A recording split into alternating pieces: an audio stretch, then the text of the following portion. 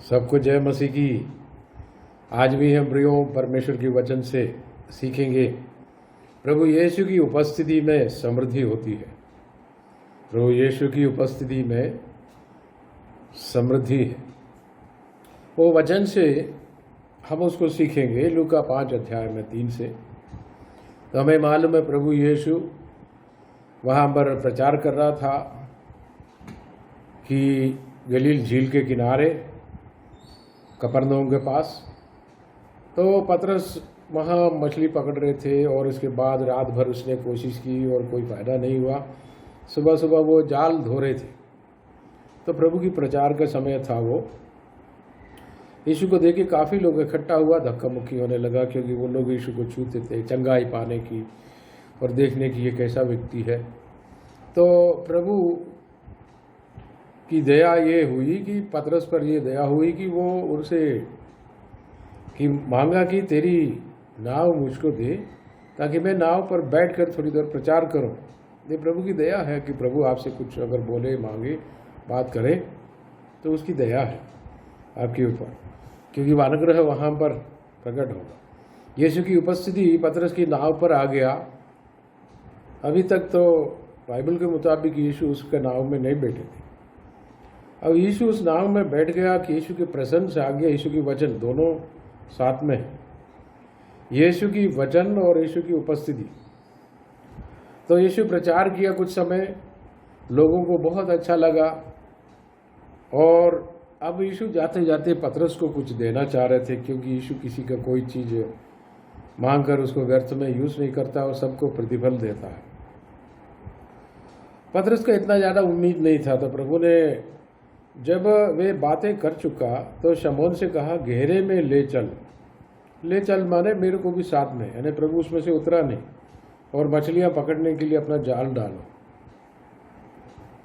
और ये पतरस इतना उम्मीद नहीं था कि प्रभु बोले। तो शमौन उसको उत्तर दिया कि हे स्वामी, हमने तो सारी रात मेहनत की और कुछ ना पकड़ा। तो एक तरफ निराशा की बात है, लेकिन अगली में वो एक आशा बता रहा वो, तो भी तेरे कहने पर, आपकी वचन के आधार पर, according to the basis of your word. और इस प्रकार हम विश्वास करते हैं प्रभु आपके कहने, आपके वचन के आधार पर मैं करूँगा। जब उन्होंने ऐसा किया, थोड़ा गहराई में आगे ले गया, बहुत सा मछलियाँ घेर लाए और उनके जाल फटने लगे। यानी जिसने इतना उम्मीद नहीं किया था, बहुत ज़्यादा। प्रभु जब आपको देता है तो उम्मीदों से परे है। तो इसको देख के उसका मन जो है काफ़ी थोड़ा चेंज हो गया। ऐसा हो गया कि प्रभु मैं पापी मनुष्य हूँ, कुछ बहुत सारी बातें, मैं आपके पास बैठने लायक नहीं हूँ।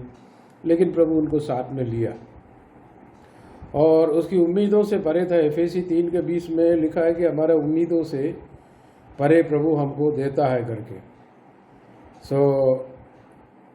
एफेसियों की पत्री 3:20 को हम देखेंगे। इसमें लिखा है, अब जो ऐसा सामर्थ्य है, ये प्रभु हमारा प्रभु, कि हमारी विनती और समझ से कहीं अधिक काम कर सकता है, उस सामर्थ्य के अनुसार जो हम में कार्य करता है। पतरस की नाव में जैसे यीशु बैठे थे, अब आपके दिल में प्रभु बैठा हुआ है। और उसकी वचन अगर आप सुनोगे, कोई भी काम अभी आप फेल में थे, बिल्कुल नहीं कर पा रहे थे, अब आप कर पाएंगे। You will be able to do. एक समृद्धि, एक अबंडेंस, क्योंकि प्रभु की उपस्थिति में अनुग्रह। प्रभु इसको तो मतलब मान के चलो 10 किलो 20 किलो मछली दे या 50 किलो दे, आधा किंडल दे, तो भी उसका काम हो जाता। वो बेचकर भी अपना रोजी रोटी कमा सकते थे। वो काफ़ी ज़्यादा भी था। लेकिन ये आधा किंडल 1 किंडल नहीं, उसका तो नाव भर के तो 5 किंडल से ज़्यादा तो हो गई होगा। तो इतना ज़्यादा उम्मीदों से, बहुत ही ज़्यादा, बहुत ज़्यादा। और टोकरी भर के मछली ले जाना चाहते थे या उम्मीद कर रहे थे, तो भी आपके कहने पे मैं कर देता, इतना आशा तो था उसमें। तो हमारी उम्मीदों से ज़्यादा प्रभु करता है। तो वो that's the nature of God. प्रभु की नेचर ये है कि एक बार नहीं, यूहन्ना 21 में ऐसे पतरस के साथ दोबारा करता है कि प्रभु अपना नेचर बताता है, दिखाता है कि वो देता तो थोड़ा बहुत थोड़ी, वो तो वो बहुत अनुग्रह के साथ देता है। हमारा दिल शायद उसको रिसीव करने में, ग्रहण करने में, एक्सेप्ट करने में बहुत दिक्कत कर रहा है। कि प्रभु को तो वो कोई दिक्कत है ही नहीं है, प्रभु को देने से प्रभु का शक्ति खत्म थोड़ी होता है। कई लोगों को ये दिक्कत होता है, प्रभु ऐसा थोड़ी देता, उससे लोग बिगड़ जाएंगे। क्या पतरस को इतना देने से क्या पतरस बिगड़ गया? हाँ, कुछ लोग हो सकता है बिगड़ जाए, जिसकी लालच हो धन पर या वस्तुओं पर हमेशा लगी रहती है, तो हो सकता है बिगड़ जाए। लेकिन प्रभु को मालूम है कि प्रभु कुछ किसी को अगर अपनी तरफ से देगा तो उससे लोग बिगड़ता नहीं। या नतीजा क्या हुआ, इसको मिला तो पहले वो बोला मैं पापी, उसके मन में एक ऐसा विचार आने लगा, ये पवित्र व्यक्ति मेरे सामने है, ये बदलाव आने लगा। वो बोले कि प्रभु मैं आपके पास रहने योग्य नहीं हूँ। तो प्रभु ने उनको कृपा करके बुला के अपना साथ में ले गया। बोला अब मैं तेरे को मछली नहीं मनुष्य पकड़ने वाला बना दूंगा। तो वो प्रेरितों के इसमें अगर आप देखें तो वो लीडर बन चुका। तो हमें ये देखना है कि देखिए यूहन्ना 21 में आखिरी अध्याय में अगर आप देखेंगे इसमें कि वो चेलों को सबको यीशु की मृत्यु जी उठने के बाद है ये पतरस निराश हो गया। तो वो बोला मैं पुराना काम धंधे में जाता हूँ। तो प्रभु उनसे बात करने का तरीका है कि वहाँ आकर प्रभु उनसे पूछता है कि हे बच्चों, बालकों, ऐसा शब्द उसे पुकारते हैं। तो कुछ है क्या खाने का? तो बोला कुछ नहीं, उनको मिला नहीं कुछ भी। कि भोर होते ही अर्ली मॉर्निंग यीशु किनारे पर खड़ा हुआ तो भी चेलों ने न पहचान कि ये यीशु है। यीशु में जी उठने के बाद ये शक्ति है, वो जब तक अपने आप को प्रकट न करे किसी को समझ में नहीं आता, वो प्रभु का सामर्थ्य है। तब यीशु ने उनसे कहा, हे बालकों, क्या तुम्हारे पास कुछ खाने को है? उन्होंने उत्तर दिया कि नहीं। उसने उनसे कहा, नाव की दाहिनी ओर जाल डालो तो पाओगे। इस बार गहराई का नहीं, दाहिने की बात कर रहा है, क्योंकि ऑलरेडी ये लोग गहराई में। और अब मछलियों की बहुतायत के कारण उसे खींच न सके। पहले जाल फटने लगे, अब खींच न सके। अब बोलेंगे कि ये पतरस थोड़ा सा बैकस्लाइड स्टेट में है। प्रभु ने उनको कहा था कि जाति के बीच में जाके मेरे वचन प्रचार करो। बोलो तो ये बोल रहा है कि यीशु को 3 बार इनकार भी किया, ऊपर से बाकी चेलों को बुला के ले गया। तो भी प्रभु इनसे डील कैसा कर रहा है कि इनको ही इज गिविंग अबंडेंट, वो बहुत आय से दे रहा। और इसका मतलब ये नहीं कि जो जितने लोग बैकस्लाइड होता है तो वो सबको प्रभु बहुत देता है, वो मीनिंग नहीं। इसका मीनिंग ये है, प्रभु किसी को टच करना चाहे तो प्रभु की उपस्थिति से प्रभु उनको प्रॉस्पेरिटी बहुतायत से देता है और उनका दिल प्रभु की ओर खिंच जाता है। इनकी दिल मछली की ओर नहीं, पहले मछली की ओर था। अब यीशु ने चमत्कार किया तो मछली की ओर नहीं, बल्कि यीशु ने उनसे कुछ क्वेश्चन पूछा, सवाल पूछा, तो वो प्रभु की ओर खिंच गए और वो रोने लगे गिड़गिड़ाकर। आखिर मन फुराया, प्रभु के पीछे चल दिए और वो प्रभु का काम करने लगा। तब प्रभु को मालूम है कि एक व्यक्ति को कैसे उनके पास लाना है। सो प्रियो, इस समय हम परमेश्वर को धन्यवाद करेंगे इस बात को लेके। हमारा परमेश्वर जो है is a god of prosperity. यूहन्ना 10:10 में भी यही लिखा है, मैं तुम्हें जीवन देने और बहुतायत की जीवन देने आया हूँ। उस आयत को अगर पढ़ेंगे यूहन्ना 10:10 में, चोर किसी और काम के लिए नहीं, परंतु केवल चोरी करने, केवल शब्द लिखा है, और घात करने और नष्ट करने को आता है। मैं इसलिए आया हूँ कि वे जीवन पाए और बहुतायत से पाए। वे मतलब वो भेड़ों के बारे में बात कर रहे थे। भेड़ माने विश्वासी, अपना भेड़ों को जीवन देने की और बहुतायत की जीवन। चोर ये भेड़ों को चुराने अर्थात शैतान, आपकी अनुग्रह बरकत जो भी हेल्थ है, परिवार की शांति है, जो आपके पास जो बरकत है न काम धंधे में, जो अनुग्रह जो है, जो चीज़ें चोरी करने के लिए आता है और उसको दोनों तरफ से चारों तरफ से प्रेशर डालो, उसको दिमाग खराब कर दो और अंत में इसको नाश करो विश्वासी को, ये शैतान का मकसद है। कई लोग सोचते हैं कि वो प्रभु ने किया। प्रभु यीशु ने साफ साफ उत्तर दिया, मैं तुम्हें जीवन देने आया हूँ और बहुतायत की जीवन देने आया। तो प्रभु अपना पहचान बता दिया है कि बाय हिज प्रेजेंस, उसकी उपस्थिति से और उसकी वचन से जीवन में अनुग्रह आता है, अबंडेंस। वो कैसा होता है ये मुझे नहीं मालूम, लेकिन इतना मालूम है प्रभु की कहने से होता है, प्रभु की उपस्थिति से ऐसा हो जाता है। ये रोटी कैसे बढ़ाए मुझे नहीं मालूम, उसने प्रार्थना की इतना मुझे मालूम है बार बार उधर पढ़ने से, कि वो रोटी को स्वर्ग की ओर उठाया, पिता को धन्यवाद दिया, उसने रोटी तोड़ दी और चेलों को दिया, कहा सबको दो। अच्छा, अपन वो एरिया भी देखें, वो भी एक अबंडेंस है, एक प्रॉस्पेरिटी है, एक बहुतायत की अवस्था है। तो प्रभु देता बहुत है, ऐसा नहीं कि थोड़ा बहुत दे। और इसको कहीं आए तो मत्ती 14 में भी है, मत्ती 14 में भी है, अपन उसको देखेंगे 14 अध्याय में उसकी 13 की आयतें, आपके पास भी बाइबल होगा, आप देख सकते हैं। Can check. जब यीशु ने यह सुना तो नाव पर चढ़कर वहाँ से किसी, यानी वो आ गया एक सुनसान जगह पर आ गया, और आगे अपन देखते हैं कि कई दिन मीटिंग चलाया उधर। जब सांझ हुई तो उसके चेलों ने उसके पास आकर कहा, यह तो सुनसान जगह है और देर हो रही है, लोगों को विदा किया जाए। तो प्रभु ने बोला कि उसको खाना दो। मत्ती 14 का 15 से आप देखो, तो उसमें खाना दो। तो वो बोले कि हमारे पास, वो चेले लोग उनकी थिंकिंग और यीशु की थिंकिंग में फ़र्क मैं बताता। वो पहले अपना जेब में से पैसा, वो लोग उनका कलेक्शन यूदा के पास रहता है, ये लोग सब उसको कलेक्ट किया, इकट्ठा किया। बोले 200 रुपया, 200 दिनार है, जो भी हो। और वो 10,000 रुपये से भी ऊपर का वैल्यू है उसमें, लेकिन 15,000 लोगों के लिए, 5,000 पुरुष और औरतें बच्चे, इनके लिए कुछ भी नहीं है। तो वो खुद भी हिसाब किताब करके बोलने लगा, अगर अपन कहीं से जा के कोई इतना रोटी इकट्ठा बटोर के ला भी दे तो सबको एक एक टुकड़ा, इतना सा टुकड़ा दे पाएंगे। रोटी को 10 हिस्सों में बांट के, 8 हिस्सों में बांट कर थोड़ा थोड़ा दे पाएंगे। तो उनका माइंड पूरा एक अलग वे में जा रहा था, यीशु की विचार अलग वे में जा रहा। और ये कई बार प्रभु कुछ और सोचते कि हम और कुछ और सोचते हैं। हम तो दुआ कर रहे हैं, प्रभु उनसे आसपास में खड़े हैं, प्रभु की उपस्थिति है, तो भी वो लोग वचन को लेने में थोड़ी सी आनाकानी कर रहा है। ऐसे ही आप 55 की 6-7 वगैरह आयत पढ़े तो उसमें लिखा 6-7-8 कि मेरा विचार और तुम्हारा विचार में बहुत अंतर है, जैसे आसमान पृथ्वी के ऊपर है वैसे मेरे विचार बहुत ऊंचा, मेरे गेदी तुम्हारे गेदी से अंतर, फर्क है। तो प्रभु को काम करने की तरीका अलग है। यीशु को मालूम है वो क्या करने जा रहा, तो भी चेलों से पूछा। यीशु चाह रहे थे कि मेरे साथ ये लोग ट्रेनिंग करके अभी तक क्या फेथ के बारे में क्या सीखा, अभी तक तो नहीं हुआ। बोला वो उसके पास जो कलेक्शन आया है उसका हिसाब किताब करने लगा।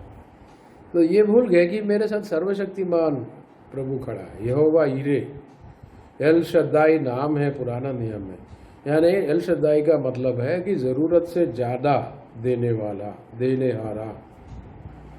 हमारी जो जितने भी रिक्वायरमेंट है, ज़रूरत है, उससे कहीं ज़्यादा दे सकने वाला, सामर्थी, एल शद्दाई, सर्वशक्तिमान। वो पुराने नियम में वो लोगों ने, अब्राहम ने परमेश्वर को इस वे में सीखा था कि ये सर्वशक्तिमान है, मेरी रिक्वायरमेंट से बढ़कर वो दे सकता। वही सर्वशक्तिमान परमेश्वर जो पुराना नियम में दिखता है, वही तो वही है यीशु मसीह, वही अलग थोड़ी है, वही सेम है। अब्राहम ने जिस परमेश्वर से बात की है वही है ये। हालांकि ये मनुष्य बनकर आया तो लोगों ने उसको काफ़ी लिमिट करने की कोशिश की। जहाँ तक चेलों ने काफ़ी चमत्कार देखा तो भी कई बार वो मानने में तैयार नहीं हो। 3.5 साल तक प्रभु कई बार उसको डांटते हैं कि हे अविश्वासी और टेढ़ी जाति के लोग, मैं कब तक तुम्हें सहता रहूँ, यानी तुम्हारे साथ मैं कब तक रहूँगा, कब तक ट्रेनिंग देते रहूँगा। तो विश्वास करने में कई बार आनाकानी कर रहा था। यीशु की मृत्यु के बाद जी उठा, फिर पवित्र आत्मा इनके ऊपर उतरा, तब वो पूरा ग्रहण किया, तब वो बड़े पैमाने पे करने लगा। उससे पहले भी 2-2 करके प्रभु ने जब भेजा था तो मिराकल हुआ था। याद रखना, यीशु नासरी की उपस्थिति से आपके जीवन में बहुत बरकत आता है। यीशु नासरी की उपस्थिति और उसकी वचन, ये जो खाने की, इसको भोजन देने के मसले में, जैसे आप वो में हो तो सब लोग ऐसे हिसाब किताब करते हैं कि पेपर निकाल के, तो वो तो फिर इधर देखते अपना इसके पास इतना है, इसके पास 5,000 है, मेरे पास 5,000 है, 10,000, इससे तो होता नहीं। फिर वो बड़े हिसाब किताब करते हैं। लेकिन प्रभु ने कोई हिसाब नहीं किया, कोई वो कुछ नहीं किया। वो बोले, एक बालक ने यीशु की वचन सुन के बड़े खुशी खुशी, तुम्हारे पास क्या रोटी है क्या पूछा, तो ये लड़के दौड़ कर लाए और वो प्रभु ने लिया, ग्रहण किया। 5 रोटी 2 मछली। वहाँ के लोग मछली के साथ ब्रेड रोटी खाते हैं, थोड़ी सी मोटी रोटी है, ब्रेड है, वो अपने इधर की रोटी से भी थोड़ी बड़ी है। तो वो लेकर आए और भूंजा हुआ सेका हुआ मछली के साथ ये लोग खाते हैं। तो प्रभु ने ये दोनों उठाया, ब्लेस किया, रोटी तोड़ दी और चेलों के हाथ में जो टोकरी इधर लोगों के पास रहता उसमें दिया। और चेले जब तक ये बढ़ा नहीं, प्रभु के हाथ में अगर इतना किंडल भर भर के तो बढ़ता नहीं, बढ़ा, ऐसा लिखा नहीं। चेलों ने लोगों को ग्रुप में बिठा दिया। देखो प्रभु की वहाँ पर, प्रभु के अंदर का फेथ देखो। ये रोटी बढ़ा नहीं, कुछ नहीं, उससे पहले बोला सबको खाने को बिठा। अगर आप भी देखो कहीं कार्यक्रम में, शादी पार्टी जो भी हो, खाने का कोई वस्तु नहीं, ज़रा से इतनी सी रोटी है, जो थोड़ी सी सब्जी है, तो आप लोगों को बोले कि बैठा दो बिठा दो, ऐसा थोड़ी करेंगे हम, क्योंकि हम कैलकुलेशन के हिसाब से चलते। प्रभु बाय फेथ आगे बढ़ गया, प्रभु की उपस्थिति में बढ़ता है। और चेलों ने फिर सबको बिठा दिया, आखिर वो फेथ में आ ही गया और पिता को धन्यवाद दिया, तो रोटी तोड़कर दिया। चेलों ने लोगों को झुंड 50-50 की झुंड में बैठे थे, तो उसके झुंड में डालने लगा। ये लोग राउंड में बैठ के खाते हैं, बीच में कपड़ा बिछाते, जो भी बिछाते, उस पर वो डाल दिया। तो डाले तो वो कम ही नहीं हो रहा, बढ़ते जा रहा, और भी डालते जा रहा, और कम नहीं होता। 12 चेलों के हाथ में बढ़ गया। प्रभु ने चमत्कार की। और इसमें आखिरी में लिखा है कि 42 में मेरे को ये सबसे अच्छा लगा उसके, अगर आप मरकुस में भी ये लिखा है 6 अध्याय में, मरकुस ये सेम थिंग, मरकुस 6 का 42 में ये सेम रिपीट है। ये लिखा है कि और सब खाकर तृप्त हो गए। देखो अगर प्रभु ने उसको रद्दी खराब ऐसे आइटम दी होती तो वो खाकर थोड़ी तृप्त होती। तो प्रभु देता तो अच्छा चीज़ देता। And God gives you something, he gives you very good, और वो खाकर तृप्त होते हैं। तो हम केवल इस बात को एक फिजिकल मटेरियल वे में न सोचे, हर बात में प्रभु समृद्धिशाली शांति जे देता, तो थोड़ा सा इतना सा नहीं, नदी समान शांति देता। कई लोगों के जीवन में घर में शांति नहीं है, प्रभु बहुत आज से देता है, हेल्थ देता है। केवल अपन इसको मटेरियल या कुछ फाइनेंस, कोई पैसे की मसले में ना सोचे, हर बात में प्रभु अनुग्रहकारी है। जबकि प्रभु ऐसा क्यों किया? क्योंकि प्रभु को मालूम है ये पृथ्वी पर खर्च से लोगों में कमी घटी है, आपस में लड़ने की नेचर है, और लोग एक दूसरे को देने की बजाय अपने और खींचते हैं। लोगों में ये नेचर है, प्रभु को मालूम है, इसलिए प्रभु बड़े दिल से दे रहा है। प्रभु का दिल बहुत बड़ा है। अगर नहीं तो प्रभु मनुष्य के लिए पृथ्वी बनाया तो सूर्य चंद्र और सितारे और इतने सारे बनाने की क्या ज़रूरत थी? बहुत ज़्यादा बनाया। अगर 8-10 बना के छोड़ देते हैं, नहीं, प्रभु बहुत बड़ा है, उसका दिल बहुत बड़ा है। और आदम हव्वा को बनाया तो इतने ज़्यादा पेड़ पौधे बनाने की क्या ज़रूरत थी? तो प्रभु ने इसमें लिखा है, उत्पत्ति आप 2-3 अध्याय पढ़ो तो बहुत ज़्यादा बनाया प्रभु ने। इतने सारे जानवर, अगर आप पक्षियों को देखो, तोते से लेके जितने भी प्रकार की कोयल है, जो भी हो, और इतने अलग अलग प्रकार का बनाता है कि 2-4-6-7 पक्षी बनाकर छोड़ देता। मछलियाँ कितने प्रकार की, सैकड़ों, और हमें खाने की वस्तुएं कितने प्रकार की। अब आप देखो, गेहूं से लेकर चावल, आटा, या फिर आलू से लेकर जो सब्जियां, जो अलग अलग प्रकार की, कितने प्रकार की प्रभु बना रहा। तो प्रभु का दिल कोई छोटा नहीं है। ये हम मनुष्यों में, गिरा हुआ मनुष्यों में उसका नेचर बदल गया, सब बटोरने की नेचर आ गया, स्वार्थीपन बढ़ गया, और फिर कमी घटी के बारे में सोचने लगा, और लेकिन प्रभु अभी तक, प्रभु के माइंड में कोई चेंज नहीं है। प्रभु पहले से लेके अब तक वही नहीं चल रहा। यीशु कल और आज और युगानुग एक समान है। तो प्रभु की उपस्थिति और वचन, ये दोनों को आप साथ में रखना। उपस्थिति का मतलब ये है, एक्चुअली वो हमारे साथ है, लेकिन कई लोग इस उपस्थिति को महसूस नहीं करते। अगर आप स्तुति, प्रार्थना, आराधना में आगे बढ़े तो आपको समझ में आता है कि प्रभु मेरे साथ है, प्रभु इधर ही है। और प्रभु यीशु की उपस्थिति, जैसे पवित्र आत्मा की जो सामर्थ्य के कारण उपस्थिति आपको ऐसा महसूस होने लगता है, तो वो कमी घटी की स्पिरिट भी टूट जाता है। तो कई लोग इसलिए प्रभु के लिए प्रभु के नाम से नहीं देता कि अगर देने से कम हो जाएगा। ये कहीं का फंडा है कि देने से कम हो जाएगा। वो जो बालक जो कि 5 रोटी 2 मछली ले आया था, वो छोटे लड़के के अंदर ये नहीं था। प्रभु के वचन सुनते ही उसके दिल में प्रभु की खूबियत जो है इतना ज़्यादा है करके छोटा लड़का समझ लिया। इसलिए प्रभु ने बोला, जब तक तुम छोटे बच्चों के समान स्वर्ग राज्य में वो उस प्रकार ना बने तो स्वर्ग राज्य में प्रवेश नहीं करे। वो छोटा लड़का 12, 11, 13 साल का होगा, तो वो उसने संदेह नहीं किया, पर विश्वास किया प्रभु को देने से मेरा कम नहीं होगा करके उसने पूरा उठाकर प्रभु को दे दिया। तो नतीजा ये है कि जो 12 टोकरी बचा था वो प्रभु लेकर नहीं गया, ना ही चेले लेकर गया। वो बाद में नाव में पूछते कि तुमने कितना रोटी तुम्हारे पास है, तो बोले 1 रोटी। तो इस तरह मिराकल एक के बाद एक है। और वो बालक ने पूरे दिल से प्रभु को दिया। और लेकिन अभी तक चेले लोग वो हिसाब किताब करके जोड़ तोड़, हिसाब किताब करने से मैं मना थोड़ी करता, आप लोग कर सकते। लेकिन प्रभु फेथ के बारे में सिखाते तो वो चेले लोग संसारिकता में डाउन नीचे हो गए। प्रभु ने अनंत शक्तिशाली परमेश्वर पिता की और वो भोजन बढ़ा करके धन्यवाद किया और तोड़कर सबको दी। सब लोग खाकर तृप्त हो गया, 12 टोकरी बच गया। तो प्रभु न केवल पूरा करने का परमेश्वर है, सरप्लस, ज़रूरत से ज़्यादा भी देता है, हमेशा उनके नेचर है। ये देखो पुराना नियम में ऐसा कुछ है कि नहीं, बिल्कुल ऐसे एक उदाहरण पुराना नियम में भी है। दूसरा राजा 4 का 42 में है। ये कुछ रोटी लाते हैं तो वो उनकी चेले भी बोलते हैं, हम उधर जाएंगे 2 मिनट के लिए। पुराना नियम में 2 किंग्स, दूसरा राजा का पुस्तक में 4 अध्याय की 42 में जाएंगे।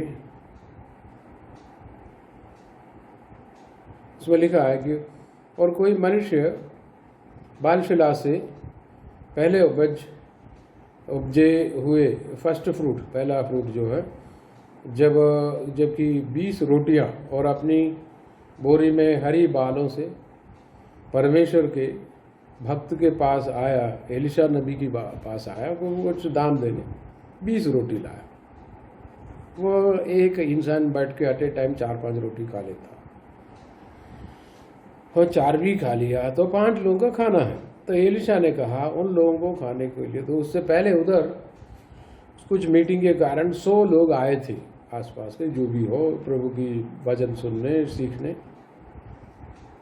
उसके टहले हुए इनके सर्वेंट ने कहा कि गुरुजी, क्या मैं 100 मनुष्यों के सामने इतना ही रख दूं? उसने कहा लोगों को दे दे कि खाए, क्योंकि यहोवा यूँ कहता है कि उनके खाने के बाद कुछ बच भी जाएगा।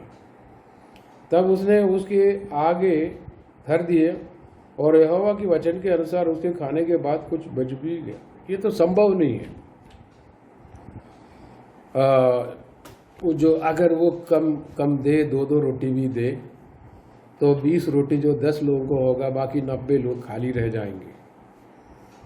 हाँ, तो ये संभव नहीं है। एक आदमी जबकि एट ए टाइम बैठ के 4-5 रोटी खा लेते। तो टहल वे जो उनकी जो सर्वेंट है वो बोले इतने सारे लोग आए हैं वचन सीखने, जो भी, इसको इतने रोटी से कैसे होगा? तो बोला यहोवा यूँ कहता है कि तू दे और ये तो खाना उसका पूरा होगा भी और बच भी जाएगा। और यहोवा के वचन के अनुसार ऐसा हुआ। पुराना नियम में भी परमेश्वर यही नेचर दिखाता।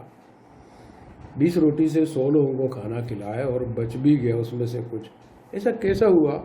I don't know all this detail, ये इसकी सारी जानकारी मेरे पास नहीं है।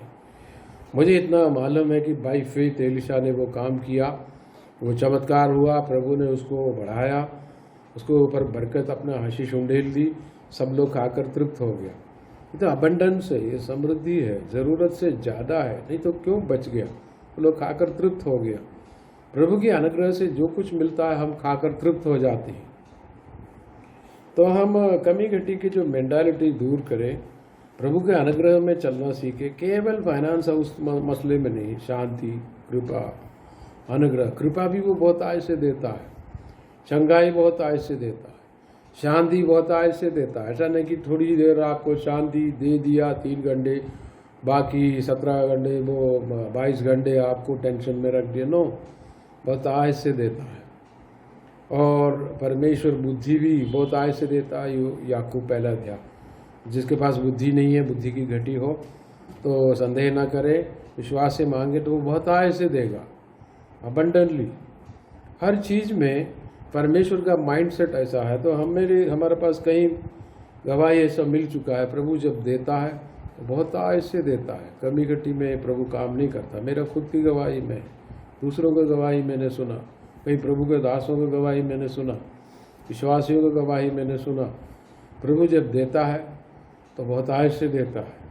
तो आप अनुग्रह में बने रहे। याकूब पहला अध्याय 17 अध्याय में भी, 17 आयत में भी, ये याकूब में हम जाएंगे 1:17, उसमें लिखा, क्योंकि हर एक अच्छा वरदान और हर एक उत्तम दान ऊपर ही से है, शैतान से नहीं है। हालांकि शैतान इधर संसार में लोगों के ऊपर उल्टा काम करके, उसको रिश्वतखोर बना के, गलत काम करके, बटोर कर अपने लिए कुछ अच्छी चीज़ें इधर उधर से बुलवा के दिखाने के लिए करता है, वो अलग चीज़। लेकिन जो भी अच्छे वरदान, बरकत वाला, ब्लेसिंग वाला जो है, परमेश्वर पिता की ओर से है। जो भी बरकत वाला है वो परमेश्वर की ओर से है। God is a good God. परमेश्वर अनुग्रह का परमेश्वर है। फिलिपी 4:19 में भी क्या लिखा? मेरा परमेश्वर, my God shall supply all your needs. मेरा परमेश्वर तुम्हारी हर एक ज़रूरतों को अपना धन के महिमा के अनुसार, 4:19 फिलिपी, उसको हम देखेंगे।